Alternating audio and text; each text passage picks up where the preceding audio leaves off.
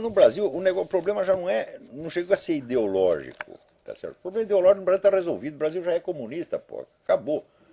Né? O problema agora é um problema de ordem estritamente moral, quer dizer, é sacanagem, é mesquinharia tradicional do povo brasileiro. Eu tenho estudado esse assunto, pô. Você pegar assim, na nossa literatura, a documentação que existe sobre a mentalidade mesquinha do brasileiro é uma coisa extraordinária. Não é isso? E então, eu lembro até essa semana me chegou aqui dois artigos, um que o sujeito apresentou num congresso de história agora em 2011, e ele se referia ao que um outro camarada tinha falado em 2002 a respeito do Carpo. Eu digo, a única preocupação dessa gente era o seguinte: nós temos que enterrar esse tal de Olavo, porra, tá entendendo? Temos que sumir com ele, né? Ele desenterrou o Carpo, nós vamos enterrar ele, né? Era a única preocupação, a única. Meu Deus do céu.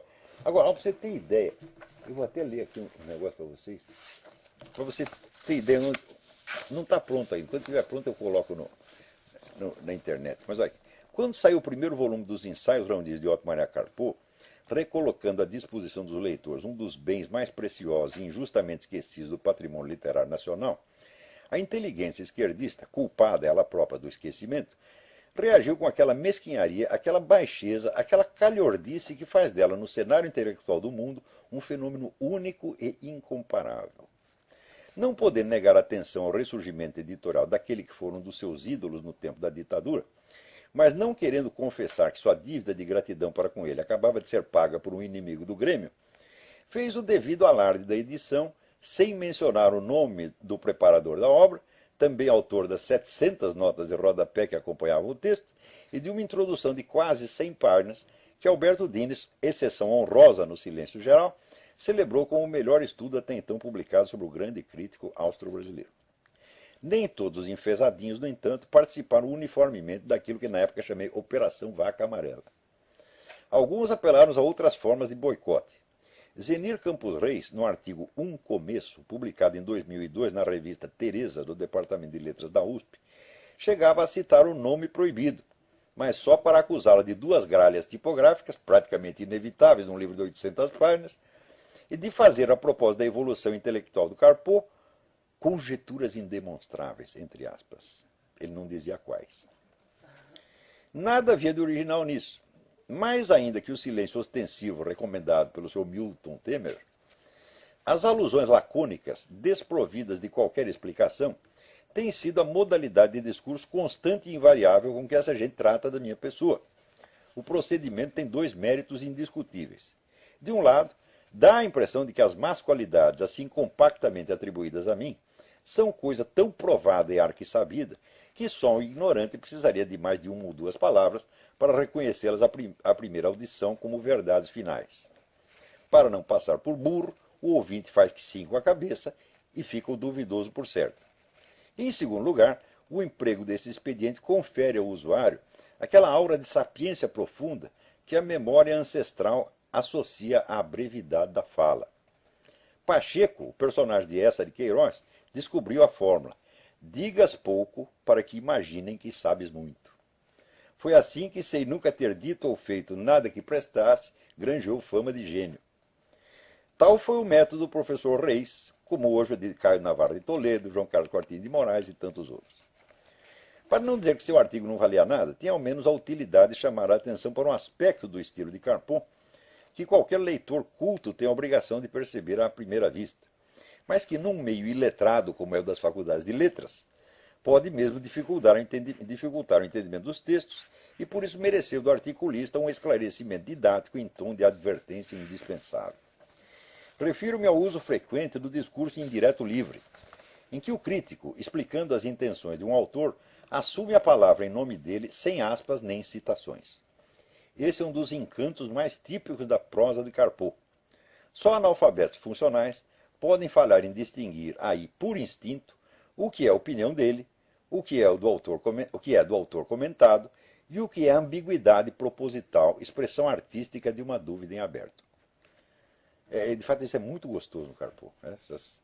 Ele está falando, de repente, ele está falando como se ele fosse o autor que ele está comentando. Né? E você às vezes não sabe se ele concorda com aquilo, se ele não concorda. Mas é ambiguidade proposital. É muito gostoso esse negócio. O leitor que necessita de explicação para isso já perde 90% do prazer da leitura. Está como o sujeito que na primeira noite da lua de mel peça à mulher que o espere na cama, enquanto ele se prepara estudando um tratado de fisiologia do orgasmo. Não escrevo para esse tipo de leitores, mas o professor Reis parece que não tinha outros, donde concluiu que a inépcia deles era normal. Quanto às conjecturas indemonstráveis, foi preciso passar-se 9 anos para que finalmente eu soubesse a que se referia aquela expressão, em si mesmo um primor de imprecisão vocabular. Conjecturas não se demonstram, confirmam-se ou impugnam-se, e a confirmação ou impugnação é que por sua vez se demonstra. Descobri o sentido da insinuação graças ao comunicado Reacionário Progressista, a disputa acadêmica e editorial em torno da memória de Otto Maria Carpo, de Eduardo Gomes Silva, apresentado ao 26º Simpósio Nacional de História, da Associação Nacional de História. A sigla é ANPU. Eu não sei porque é ANPU, Associação Nacional de História. Cadê o PU aí no meio? Bom, não sei. É publicado em julho de 2011.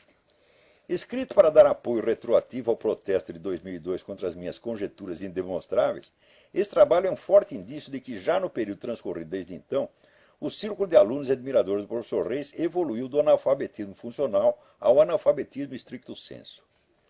Eis alguns exemplos colhidos a esmo num texto que não vai além de 13 páginas. Aspas. A escolha das passagens que compõem a epígrafe acima figura como introito as questões que abonam com seu quinhão de particularidade desta comunicação. Cadê o objeto? Só tem sujeito, tem objeto. O risco que corremos com o neologismo que teimam em nascer por falta de melhor expressão. O neologismo teimam. Seus posicionamentos contraditórios pouco avançam a convenções. Complementa esse vultoso corpus os artigos e livros de expresso caráter político. Quer dizer, os artigos complementa, e assim por diante. Né? O escasso conhecimento da língua portuguesa não impede que o autor da coisa mostre algum domínio do jargão academês que neste país substitui com vantagem qualquer dose de ciência faltante num cérebro alimentado por verbas públicas. Né? Compromisso metodológico, visão dinâmica, simplificações normativas e expressões similares ilustram o que estou dizendo. Né? Comprovando suas qualificações, o autor não se omitiu de exibir também aquela cota mínima indispensável de falsa cultura, sem a qual não se avança na profissão acadêmica, ao botar banca com o prestigioso termo alemão errado. Os Zeitgeist, espíritos da época. Zeitgeist é singular, plural é Zeitgeisten. Então, assim vai. Quer dizer, essa mania de fazer citações, usar palavras em línguas que o sujeito desconhece. Né? Outro dia era o tal do Vladimir Safatli, que veio mais com aquela safatleza, né? De falar argumento ad hominem com N. Eu digo, escuta, gente, 50 anos atrás, se o sujeito fizesse uma coisa dessa, uma vez na vida, ele estava liquidado para sempre. Isso não se faz, porra.